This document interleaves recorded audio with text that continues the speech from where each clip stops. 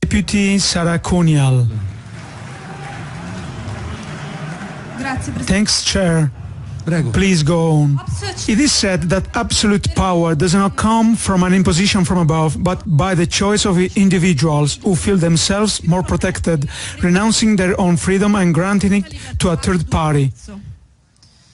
With this in mind, you are going on anesthetizing the minds with corrupt mass media, with disinfectant and unLP, with words like regime, to allow and to permit, to the point of allowing you to regulate our emotional ties and feelings and certify our affections.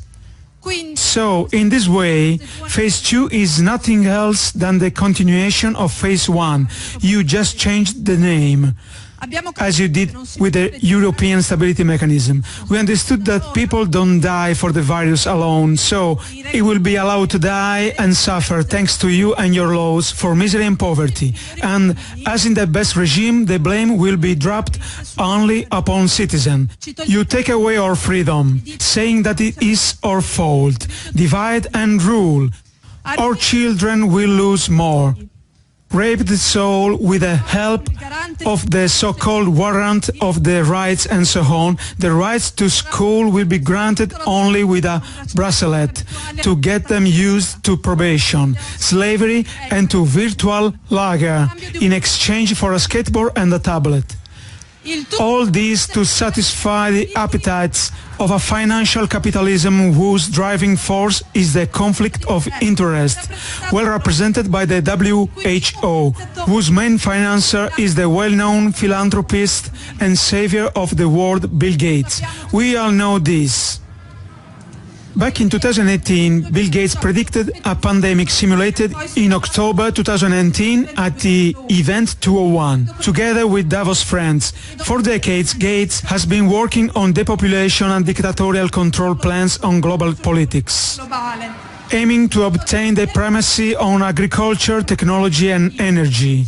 Gates said, I quote from his speech, "If we do a good job on vaccine, health and reproduction, we can reduce the world population by 10–15%. And again, only a genocide can save the world." With his vaccines, Gates managed to sterilize millions of women in Africa. He caused a polio epidemic that paralyzed 500,000 children in India. He causes more deaths than the disease itself, as well with his sterilizing GMO, designed by Monsanto and generously donated to the needy populations. He's thinking about distributing the quantum tattoo for vaccination recognition and mRNA vaccine as tools for reprogramming our immune system. In addition, Gates does business with several corporations that own 5G facilities in the United States. So, with all of this is the entire Italian deep state. Sanofi, together with Glaxo, friends of Ranieri Guerra, Ricciardi, and the well-known virologists that we pay €2,000 every 10 minutes for the presentation on television. He signed agreements with medical societies to indoctrinate future doctors, making fun of their own judgment and their oath. High-tech corporations like the Roman engineer, which is friend of the noble Mantuan, or bending spoons of Pisano, to control and manage our personal health data, in agreement with the European Agenda ID 2020, which uses mass vaccination to obtain a digital platform of digital ID, pushing on the transfer of data started by Renzi to IBM. In 2016, Renzi gave a plus 30% to Gates Global Fund.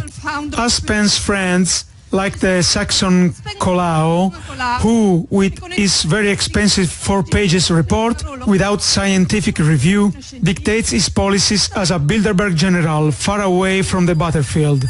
But the list is very long.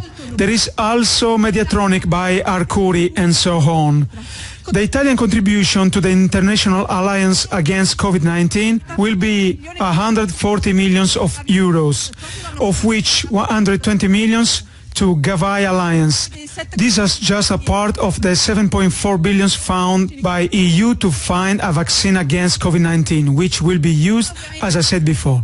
No money for serotherapy, which is super cheap. Nothing as well for a real prevention, which includes our lifestyle, food and relationship with the environment. The real goal of all of this is total control, absolute domination of human beings transformed into guinea pigs and slaves, violating sovereignty and free will. All this thanks to your tricks disguised as political compromise, while you rip up the Nuremberg Code with force, fines and deportation, facial recognition and intimidation, endorsed by dogmatic scientism, protected by our multi-president of the Republic, who is the real cultural epidemic of this country. We outside with the people will multiply the farce of resistance in a way that you won't be able to repress all of us. Chair, I ask, fellow members, this is a free parliament in which anyone has the right to express his opinion, and everyone must respect them. If you disagree with it, you can speak later.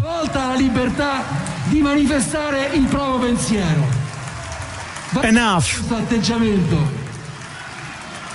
Please go on.